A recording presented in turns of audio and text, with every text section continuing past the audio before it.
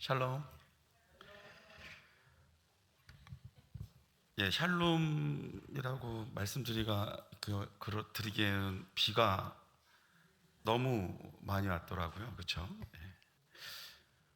아까 충격적인 사진을 제가 아침에 봐서 그 현리에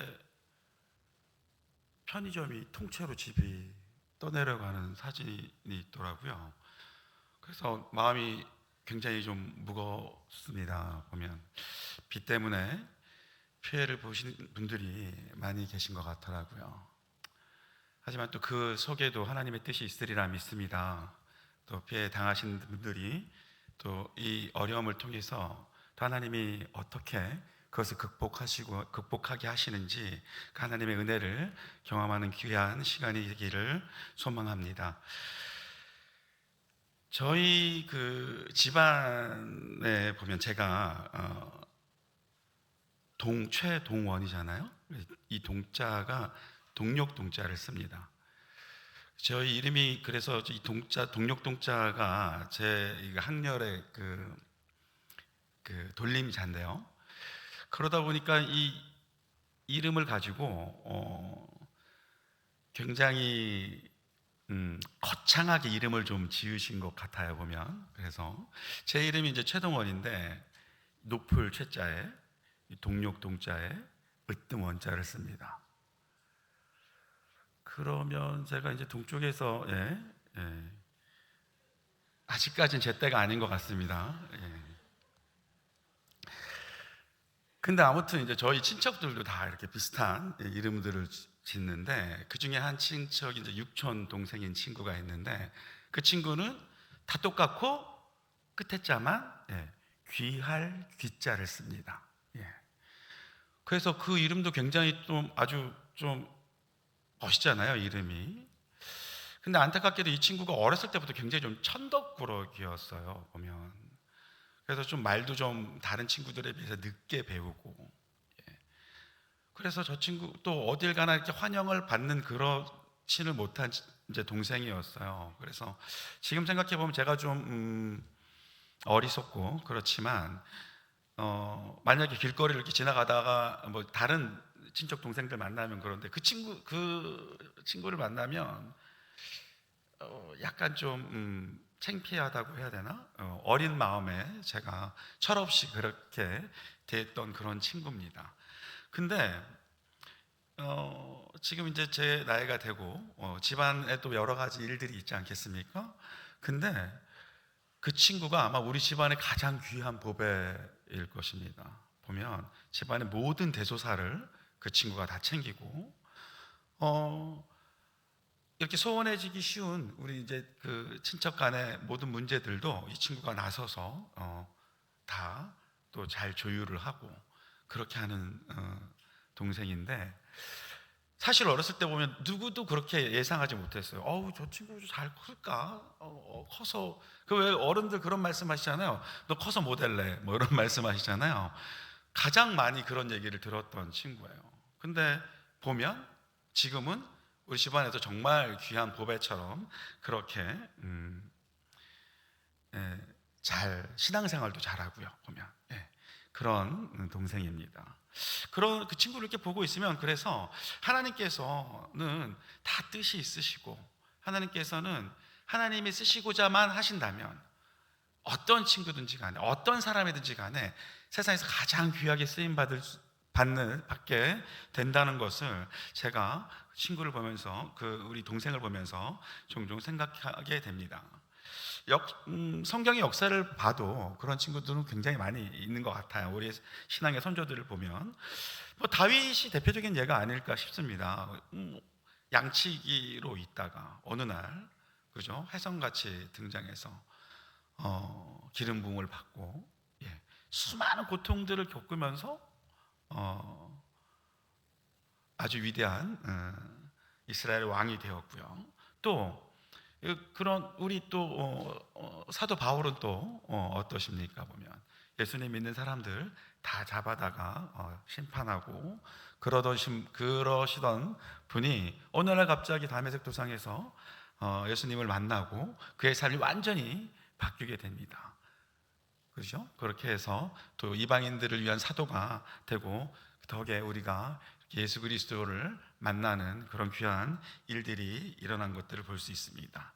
그런 것들을 보면 하나님께서는 모든 것들을 역전시키시는 분이신 것 같습니다. 우리의 상식을 초월하고 넘어서서 우리의 생각과는 다른 더 큰 지혜를 우리에게 보여주시는 것 같습니다. 그런 장면들을 제가 볼 때마다 그럼 우리에게 필요한 것들은 과연 무엇일까?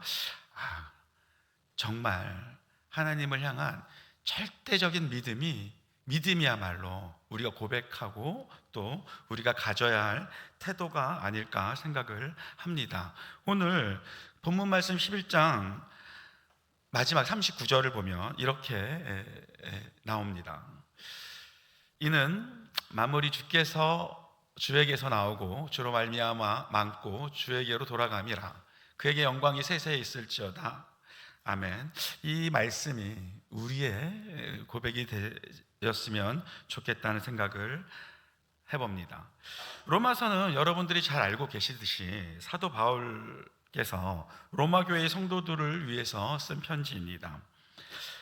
그렇다면 사도 바울께서는 왜 로마 교회 성도들에게 이 같은 편지를 썼는지를 알기 위해서는 그 당시에 이 로마서가 쓰여질 당시의 배경을 우리가 좀 살펴보면 도움이 되지 않을까 싶습니다. 그래서 이제 요거 말씀을 드리려고 하다가 곰곰이 생각해 보니까 우리 청평교회 성도님들은 이제 성경 박사가 되셨잖아요, 그렇죠? 시험 다 끝나시고 지난주에 제가 정말 깜짝 놀랐습니다. 우리 권사님 오셔가지고 처음부터 끝까지 쫙 이렇게 다 외우시는데 이제 어디 가서 성경 좀 안다고 얘기하지 말아야겠다라는 생각이 들더라고요. 예. 그래서 이제 우리 성도님들이 이제 성경에 대해서 이제 박사가 되셨으니까 이제 복습한다는 생각으로 한번 같이 좀 기억을 더듬어 보시면 어떨까 합니다. 사도행전이 쓰일 당시에 로마서가 쓰일 당시에 보면 이스라엘은 로마의 지배를 받는 상태였죠. 참 슬픈 현실입니다. 위대하시진 그리고 전지전능하신 하나님의 선택을 받은 백성들이 역사를 이렇게 돌아보면 그렇게 녹록하고 그렇게 정말 괜찮은 있어 보이는 그런 역사를 가지지는 않은 것 같습니다. 다윗 왕과 솔로몬 시대의 그 짧은 전성기를 지나고 나서 이스라엘 민족은 끊임없이 하나님 앞에 범죄하고 회개하고 용서받고 또 범죄하고 회개하고 용서받고 이런 짓들을 반복해서 하게 되죠. 그러다 보니까 이런 상황이 몇 번 지속되다가 급기야는 하나님의 심판을 받게 됩니다. 이삭과 야곱의 자손인 이스라엘 민족은 남북으로 이렇게 한 민족이었던 민족이 나뉘게 되는 시련을 겪게 됩니다.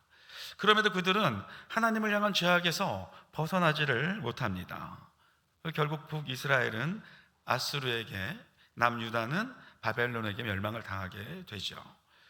다윗의 정통성을 계승한 남유다 왕조는 70년이라는 포로 생활을 거친 후에야 가까스로 일부가 고향으로 돌아가게 되고 여전히 많은 사람들은 또 디아스포라의 삶을 살게 됩니다. 특히 이 북이스라엘이 멸망한 아수르의 모습들을 보면 이 이스라엘 민족들이 얼마나 심각한 그 포로 생활 속에서 그 고통을 받았는지를 잘 보여주고 있습니다. 사실 이 자리에서 말씀드리기 곤란할 정도로 아주 굉장히 잔인한 짓들을 많이 당했더라고요. 그래서 이런 역사들을 좀 살펴보면 포로 생활이 다 그렇겠지만 굉장히 심각한 압제 속에서 또 고통 속에서 이들은 지내게 됩니다. 그리고 드디어 포로 생활에서 돌아온 이스라엘은 에스라와 느헤미야의 지도 아래 이전의 죄된 삶에서 벗어나서 하나님을 섬기는 전통적인 신앙의 회복을 꾀하게 됩니다. 물론 여전히 돌아오지 못하고 고난받는 사람들도 있었죠. 그런데 이들이 이제 돌아와서 하나님의 그 신앙생활로 다시 돌아가겠다고 마음 먹고 그 신앙을 회복하는 운동을 하는 것까지는 좋은데, 이 돌아왔을 적에 이런 태도들이 시간이 지나가면서 하나님을 향한 이들의 신앙이 조금씩 왜곡되기 시작합니다. 어떤 방향으로 이들이 왜곡되냐면, 이들이 이제 자신들이 겪은 이 고난을 단순히 하나님께서 주신 계명, 쉽게 얘기하면 율법을 지키지 않았기 때문에 이런 일들이 우리에게 벌어졌다라고 생각을 하게 되는 것이죠. 그러다 보니까 이들이 받은 심판에 가지고 있는 원래 그 깊은 뜻을 헤아리기보다는 물리적으로 이 율법을 잘 지켜야겠다라는 생각들에게 자꾸 이렇게 빠져들게 됩니다. 그러다 보니까 하나님을 향한 진실한, 그리고 하나님께서 이 이스라엘 민족에 보여줬던 신실한 사랑을 되찾는다는 데 목적이 있기보다는 율법을 지킴으로써 내가 선택받은 민족으로서의 자격을 갖추는 게 중요하다는 생각들을 하게 됩니다. 그래서 이들의 삶이 점점 더 율법화되고, 이들의 삶이 점점 더 이렇게 율법 안에 갇히는 삶을 살게 됩니다. 하나님께서 모세를 통해서 주신, 그러니까 하나님의 계율인 이 율법에 이들이 지나치게 집착하게 되는 것이죠. 그래서 그들은 이 율법을 철저히 지킴으로써 하나님의 백성으로서 구별된 삶을 살겠다고 거기에 집착하게 됩니다. 그래서 이러한 과정 속에서 등장한 계급이 여러분도 아시는 바리새파, 사두개파, 이런 파들로 나누게 되는 것이죠. 그래서 그들은 율법을 지킴으로써 하나님의 자녀로서 자신들의 프라이드를, 자부심을 가지고 살며 이것이야말로 하나님의 자녀로서 특권을 누릴 수 있는 가장 중요한 일이라고 생각을 하게 됩니다. 이것이 곧 율법에 대해서 집착으로 이어지게 되는 겁니다. 그래서 이들은 스스로 주변과 벽을 치기 시작합니다. 하나님의 선택된 백성은 반드시 하나님께서 주신 계명을 지키며 살아야 한다고 스스로 생각하면서, 나아가 자신의 주변의 같은 사람들에게 이 율법을 강요하게 됩니다. 그리고 지키지 않는 사람들에 대해서는 무시하게 되고 배척하게 되는 것이죠. 사실 실제로 보면 이런 이 습성은 오늘날까지 이어져서 이스라엘 민족들이 실제로 보면 굉장히 배타적인 태도를 취하는 경우가 많이 있는 것 같습니다. 근데 이런 생각들이 쭉 이어져서 이제 예수님이 오시는 이 시기까지, 이 당시의 시기까지 왔고요. 그래서 예수님께서 우리의 죄를 지시고 십자가에 죽으시고 3일 만에 부활하신 그 하나님의 구원의 사건이 완성된 이 시기에도 이들은 이런 율법에 대한 집착을 보이게 됩니다. 그래서 유대족의 지도자들은 이런 자신들의 생각을 이스라엘에 거주하는 사람들에게만이 아닌 그 새로운 교회, 즉 바울이나 이방에 세워진 새로운 교회들에게도 율법을 지켜야 된다고 강요하기 시작합니다. 그런 거짓된, 잘못된 가르침들이 새로 만들어진 이 교회에도 이렇게 등장하게 되는 것이죠.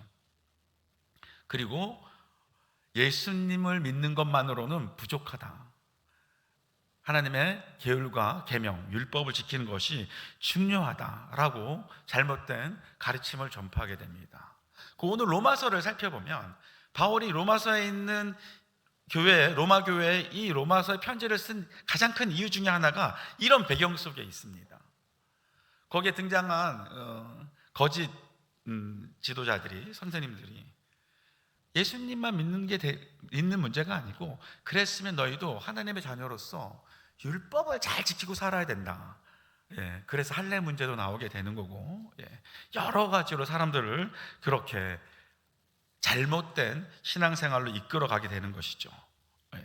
그러니까 이 율법을 잘 지키지 못하고 또 익숙하지 않은 사람들은 늘 주눅들어 살게 됩니다. 나는 정말 하나님의 자녀로서 잘 살고 있는가?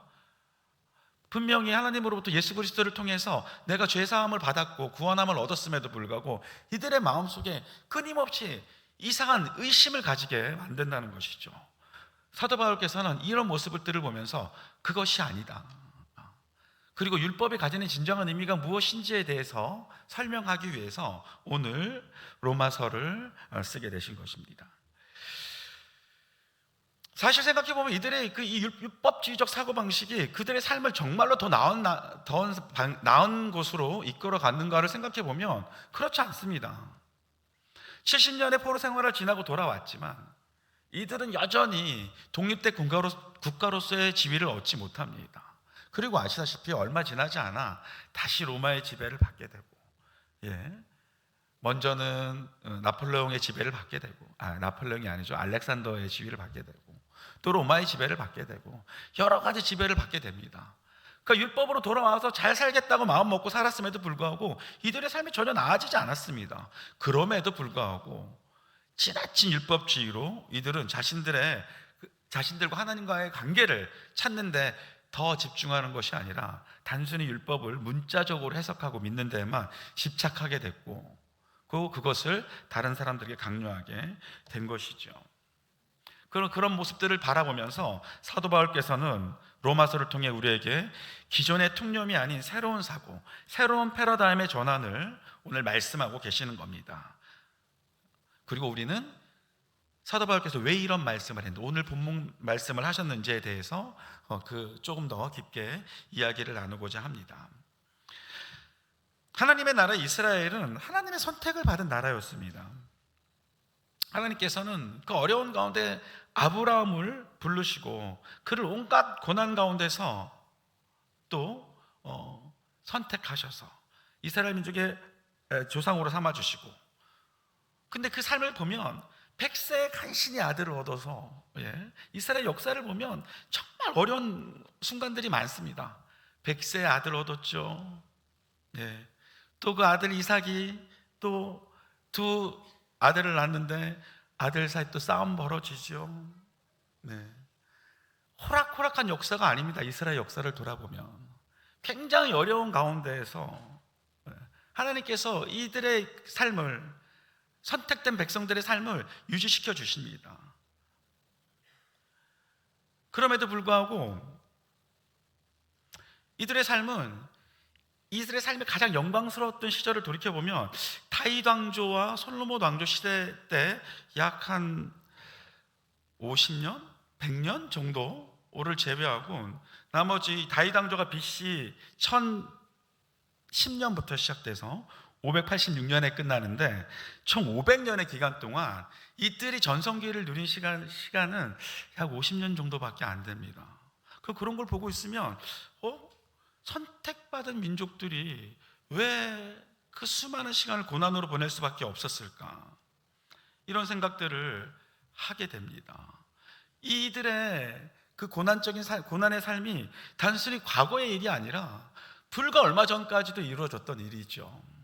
다들 아시다시피 1차 세계대전과 2차 세계대전을 거치면서 유대민족이 얼마나 많은 고난을 받게 됩니까?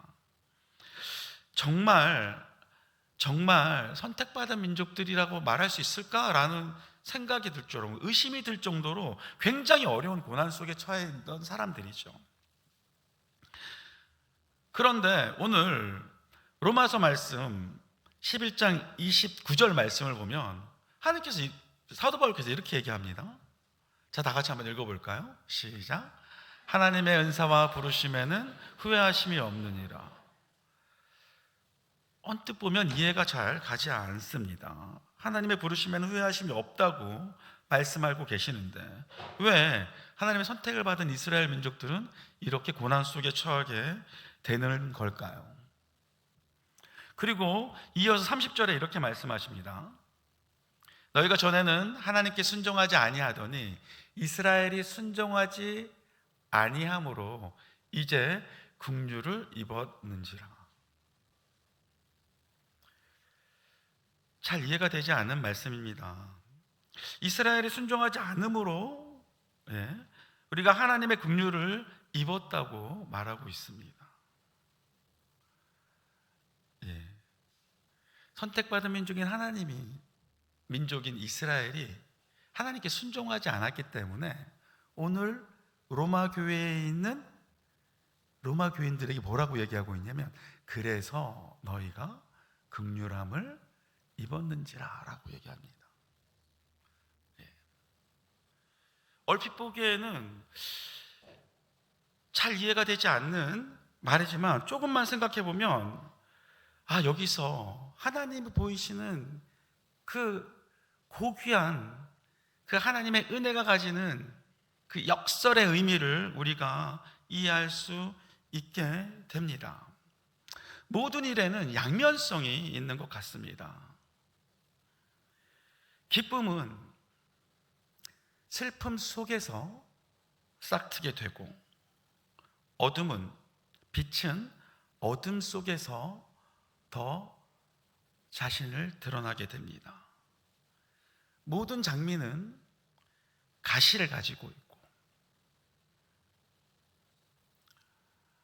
모든 선한 것들은 그 이면의 악함 속에서 피어나는 이런 역설들을 우리는 오늘 말씀을 통해서 확인할 수 있는 것 같습니다. 하나님께서는 인간의 나약함을 이미 알고 계십니다. 최초의 인간인 아담이 뱀의 유혹에 넘어가는 그 순간부터 인간은 나약한 존재가 되어버렸습니다. 하나님의 도우심 없이는 한치도 살 수 없는 그런 존재가 되어버린 것이죠. 그런 인간들에게 필요한 것은 무엇일까요? 아마도 하나님께 자신의 모든 연약함을 맡기고 의지하는 태도일 것입니다. 우리의 연약함은 하나님의 거룩함을 드러내고 또 그것에 의지하게끔 하는 또 다른 방편인 것입니다. 우리가 우리의 자녀를 한번 생각해 보시면 좋겠습니다. 만약에 우리 자녀가 아무런 잔소리도 없이 알아서 모든 일을 척척 다 한다고 한번 생각해 보십시오. 그에게 아버지가 필요하겠습니까? 어머니가 필요할까요? 아닙니다. 자녀에게 아버지, 어머니가 더 큰 의미로 큰 존재로 존재할 수 있는 것은 그들이 연약하고 스스로 할 수 없기 때문입니다. 다시 돌아와서 이스라엘 백성은 오랜 기간 고난의 시간을 가지게 됐습니다.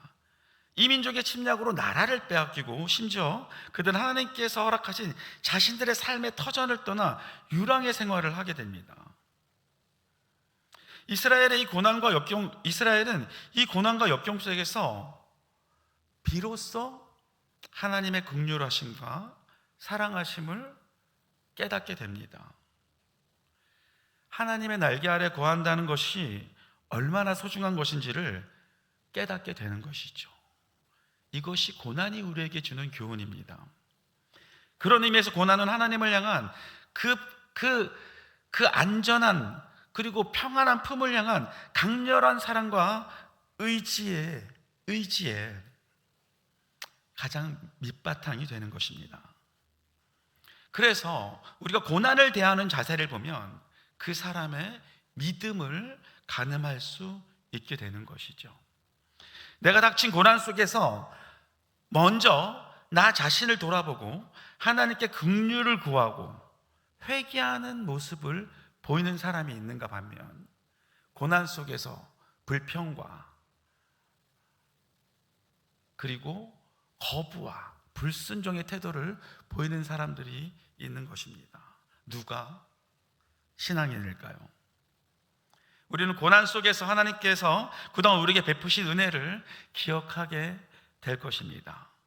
그리고 하나님께서 우리에게 베푸신 긍휼하심을 깨닫게 되는 것입니다. 모든 있음은 없음에서 인지할 수 있고 일상의 소중함은 그것이 깨질 때 비로소 우리의 일상에 가지는 소중함을 알게 되듯이 말입니다.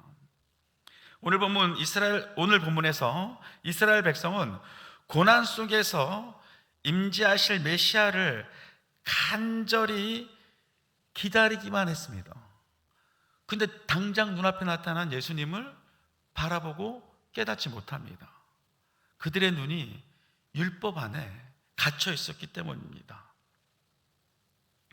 그들에게는 메시아를 기다린다고는 하지만 나에게 주신 율법을 고고하게 지키며 살면 하나님께서 우리에게 내 삶의 메시아를 보내주시고 그리고 이 모든 고통들이 벗어날 거다. 그러니까 나는 지금 이 율법을 잘 지키고 살면 된다라고 생각한 겁니다. 그러면 이 고통에서 벗어날 거다.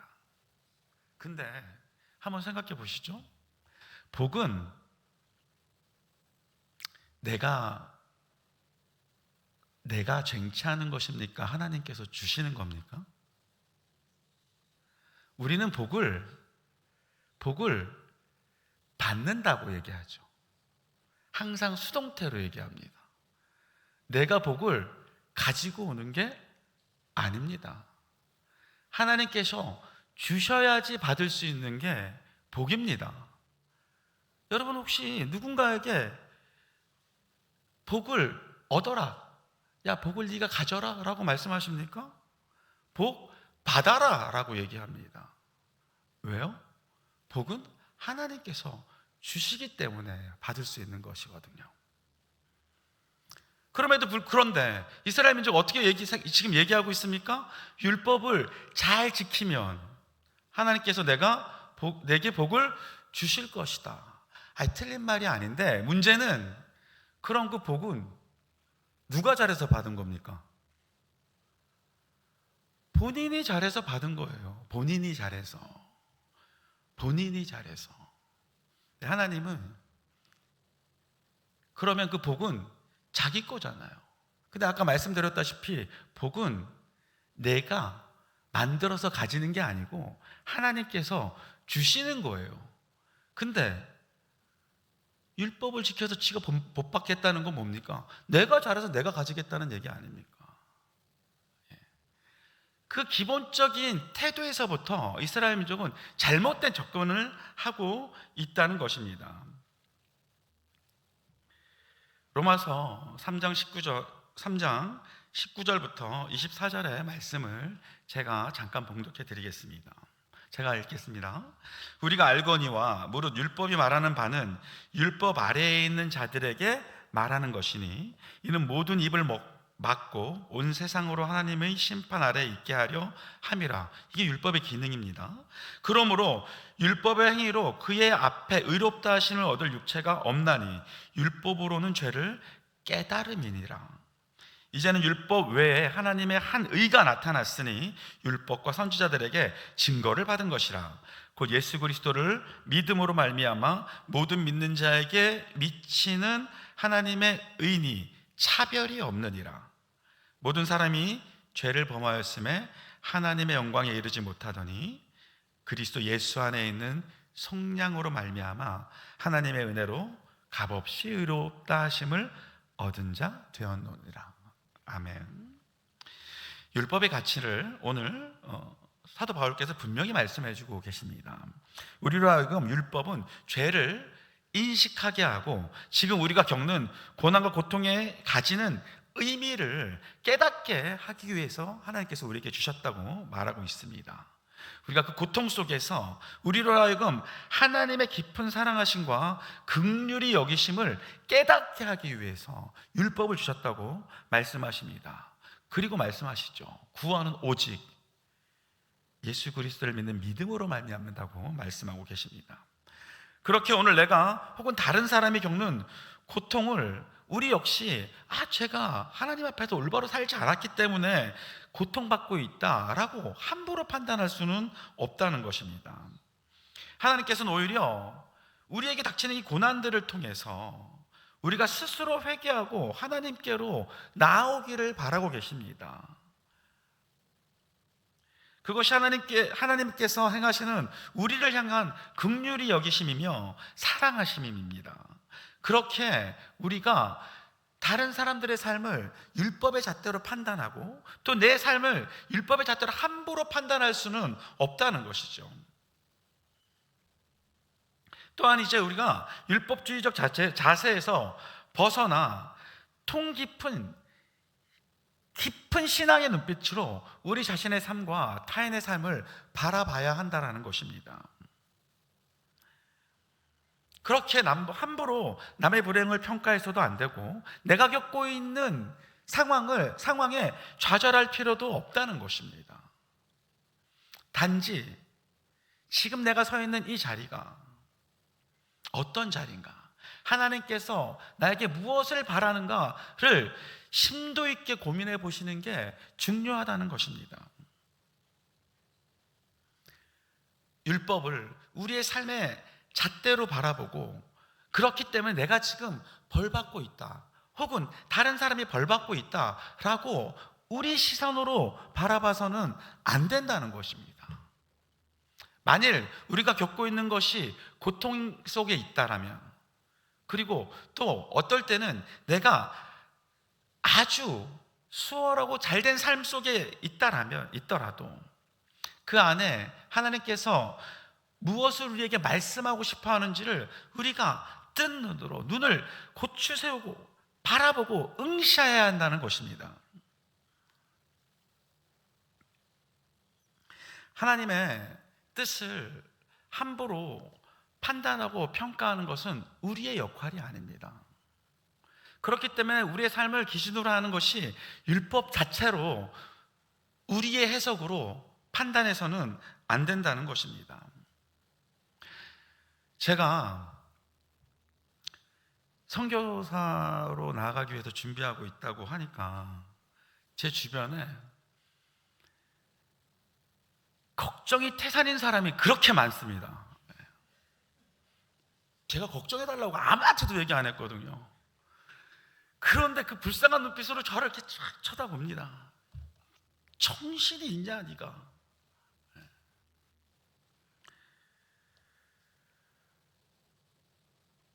당황스러워요. 저 아니 왜 아니 그러면 뭐 야, 한 달에 10,000원짜리 후원이나 좀 하든가. 예. 그렇게 걱정스러운 눈빛으로 저를 쳐다보더라고요. 여러분, 저는 제 자신이 걱정될까요, 안 될까요?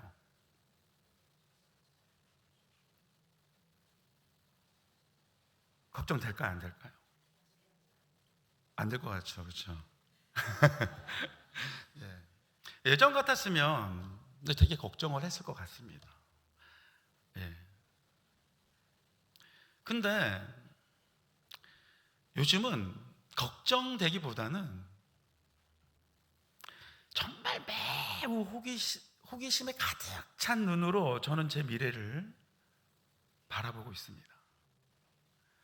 그 길이 험하고 고통스러울 수도 있고 또 정말 신나고 재밌는 길일 수도 있겠죠. 하나님이 저를 어떤 방향으로 이끄실지 모르겠습니다. 근데 하나 확실한 건 하나님이 원하시는 방향으로 이끌어 가실 거라는 겁니다. 그것이 어렵고 힘든 상황이라고 할지라도 하나님은 모든 것을 합력하여 선을 이루시는 분이고 그 고통 속에서는 반드시 하나님이 뜻하시는 바가 있으리란 믿음이 있습니다. 오늘 아침에 담임 목사님께서 베네수다의 그 못에 병자 말씀을 하시더라고요. 제가 요즘은 목사님 설교하시는 거 이렇게 쓰면서 저도 가끔 이렇게 지금 이제 몇 분 주시는 거 보이시는데 저도 졸릴 때가 있어서 자꾸 씁니다. 근데 그 모습을 이렇게 보면서 그가 그 38년 동안 그 깊은 아픔 속에 있었기에 모든 사람이 그를 동정했을 겁니다. 그렇죠?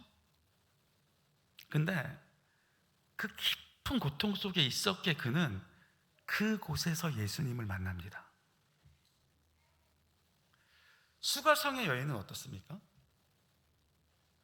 도대체 몇 번을 남편을 갈아치워야 그에게 진정한 남편이 있었겠습니까? 지치고 힘든 마음으로 그 땡볕 가운데 우물가에 나와서 우물물을 팠을 겁니다. 그의 삶은 고통 속에 있었을 것입니다. 근데 그 여인은 그곳에서 예수님을 만납니다. 우리가 지금 어디 서 있는지 우리도 알 수 없습니다. 그리고 하나님이 나의 삶을 통해서 무엇을 원하고 계시는지 잘 모르겠습니다.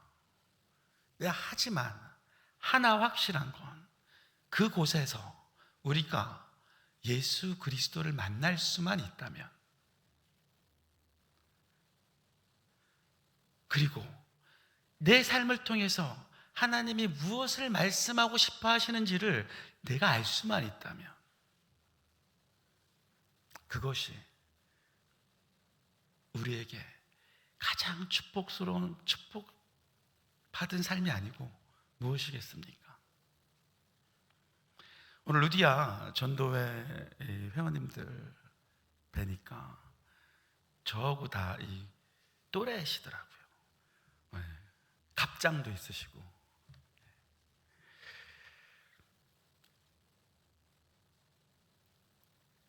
우리가 30을 일입이라고 합니다. 뜻을 세우는 나이래요. 그리고 40이 되면 불혹이라고 얘기하죠. 모든 유혹에 넘어가지 않는 나이가 된답니다. 그리고 이제 50을 지천명이라고 한답니다. 하늘의 뜻을 비로소 이제 알게 되는 나이라는 것입니다. 제가 이제 이렇게 불혹의 나이를 지나서 지천명의 나이로 돌아선다는 것, 하나님의 뜻을 내가 알기 위해선 먼저 이전에 삶 속에 있었던 모든 유혹들로부터 이제 자유로워져야 한다는 것을 의미하는 것 같습니다. 제가 예전의 유혹 속에 계속 머물러 있었더라면 앞으로 제 앞에 벌어질 삶에 대해서 여전히 불안과 두려움 속에 있었겠죠. 하지만 이제는 불안함과 두려움보다는 하나님께서 어떻게 우리를 이끌어 나가시는지 그것을 알기를 원합니다. 그리고 그렇게 앞으로의 내 삶이 더욱더 기대됩니다. 그것이 고통 속이든 기쁨과 희락 속이든 말입니다. 이런 자세가 우리가 하나님께서 우리를 이끌어 가시는 그 삶을 호기심 어린 눈빛으로 바라보고 하나님의 뜻을 구하는 그런 자세가 우리 모두가 걸어가야 할 신앙인으로서의 삶의 방향이 되어야 하지 않을까 생각해 봅니다. 오늘 이 시간 또 때마침 이렇게 큰 비로 고통받고 어려움을 받는 사람들이 생기고 있습니다. 그런 분들을 위해서 이제 우리가 어떤 방식으로 그분들을 위로하고 또 다른 쪽으로는 내가 서 있는 이 험난하고 힘든 이 상황을 우리가 어떻게 받아들여야 하는가를 다시 한번 고민해 보시고 우리가 고통받는 이를 위해서 기도하고 내 자신이 처해 있는 이 고통과 어려움들을 가장 선한 방향으로 이끄시는 하나님을 향해 기도로서 나아갈 때 하나님이 우리의 삶을 긍휼히 바라보시고 우리에게 축복하실 줄 믿습니다. 기도하겠습니다. 주님, 우리를 사랑하시고 우리를 긍휼히 보시며 은혜 베푸시기를 즐기시는 하나님, 주신 은혜에 감사를 드립니다. 주님, 이제 우리가 주님의 말씀 의지에 우리 앞에 놓인 삶을 걸어가고자 합니다. 주님, 도와주시옵고 어떤 상황에서도 주님을 향한 그 믿음의 끈을 놓지 않고 굳건히 잡고 나아가기를 원합니다. 주어진 상황에 절망하지 않도록 인도하여 주시옵고 주어질 주님의 예비하심을 기다리며 소망하는 삶을 사는 저희들 될 수 있도록 인도하여 주시옵소서. 한 시간 우리의 삶을 주관하시어 우리의 삶을 통해 주님의 영광이 드러나기를 간절히 바라옵고 우리를 죄에서 원하신 예수님의 이름으로 기도합니다. 아멘.